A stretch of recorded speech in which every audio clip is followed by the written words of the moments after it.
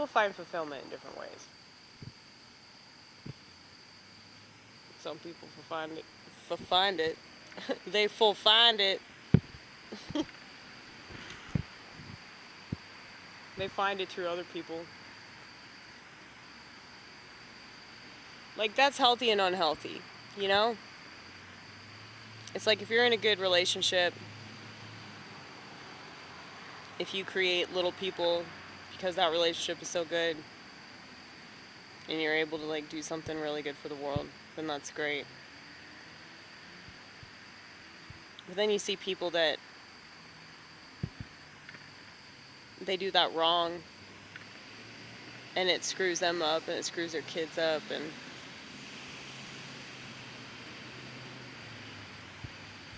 all bad relationships, I think, are because people refuse to work on themselves.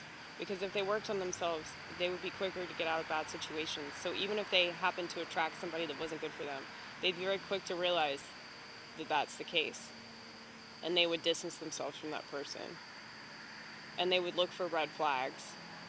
They would be like a red flag detective, all right? But people don't know what to look out for because they don't know what to look out for in themselves. And I see this more than I don't see this. And I don't want to be in a relationship. I have no desire to do that. And honestly, Vortex, it is so aggravating that I have to keep explaining this. That no, there is nobody perfect for me. I am here. I am here. I'm the one.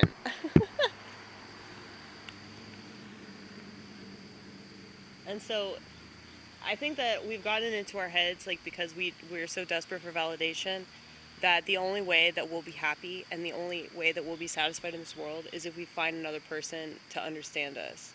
And I'm here to say that that's complete crap, that you're the one that's supposed to understand you.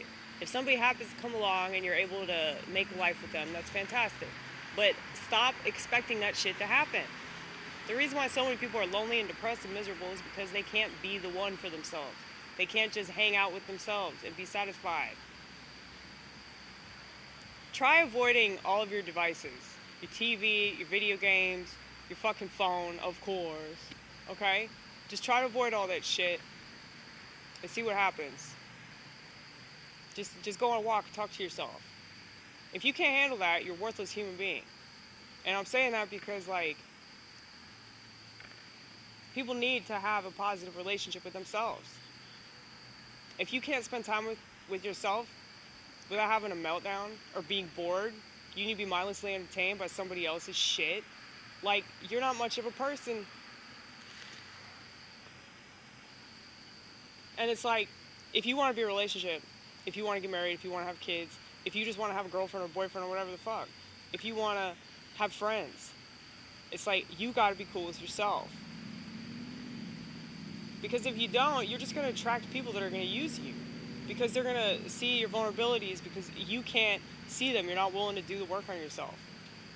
And you deserve to be a miserable person. You deserve to be lonely. You deserve to kill yourself. You deserve to die alone or whatever the fuck.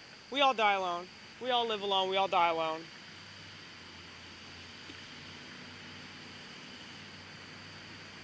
I mean, I have that mindset, but I also have the mindset that people are necessary and we need communities. And I force myself to do things I don't want to do because I know that I still need to do it even though I don't want to and I don't feel like it, you know? So even though I don't really want to put this out on the internet, I know that it's what I should do. I don't really want to get up early and go to church. I mean, I enjoy church, but I don't enjoy the social interaction. I like the people that go, but that doesn't mean that I enjoy the interaction part. That doesn't mean that I enjoy being around people for an extended period of time, you know? Anything longer than an hour is an extended period of time. But yeah, comedy, I really hate doing comedy. I force myself to do it because it's good for me and it's good for other people. And I'm supposed to do it. I'm supposed to express myself that way. That's why it's so hard for me to do it. Like, I'm not getting fed. Like, my narcissism is not getting fed. I mean, if anything, it's like the opposite. So it's like with this forced forced consciousness, like I become more and more conscious of things that I do. Like when I see myself do them on stage, I'm like, oh shit, that's a defense mechanism.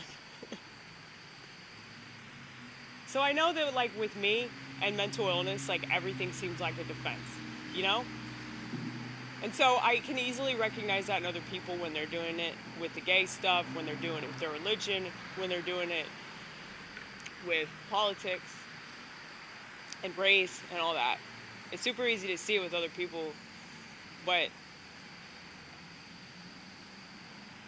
I promise you, this is just something I do.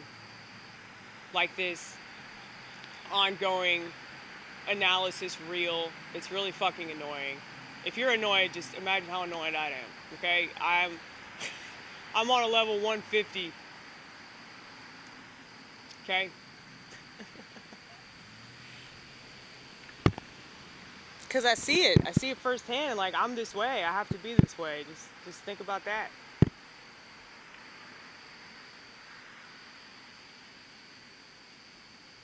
But you know, I often think about how like other people are not happy and they have to wake up every day and be unhappy, and I don't have to be them, and I don't have to have their problems, whatever those problems are. And maybe they exaggerate them. Maybe their actions exacerbate them and they don't even know it because they don't have self-awareness. But that would suck not to have self-awareness, because that's like a disability right there. That's like mental, well actually no, not mental, I'd say that that's emotional retardation.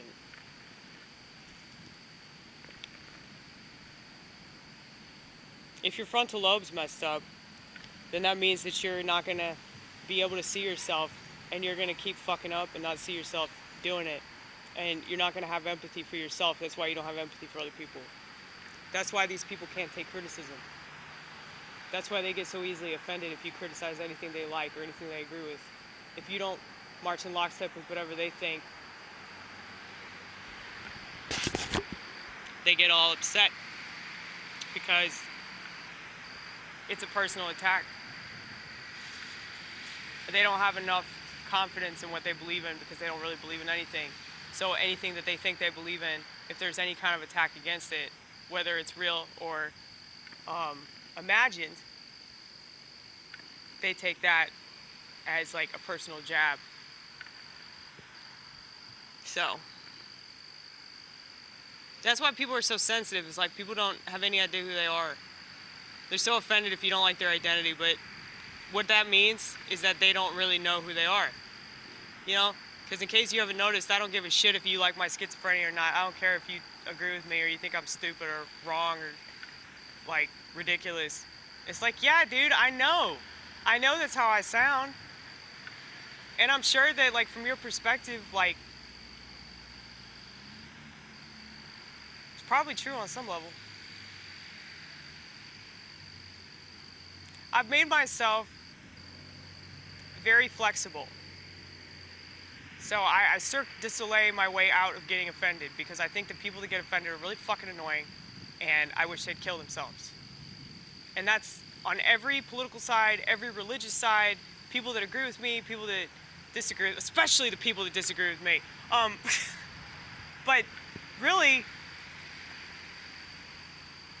like, I have the same opinion about everything because I'm an artist. So you have to accept the fact that there are people that don't agree with you, that have a different way of looking at things. And if that's the case, then they're going to express it differently. And you can either be a pansy bitch about that, or you can just accept that this is what life is, you know? But sadly, more people want to be pansy bitches about it. Which is why art is mostly dead. I mean, I'm trying to resuscitate it, but there's only so much I can do.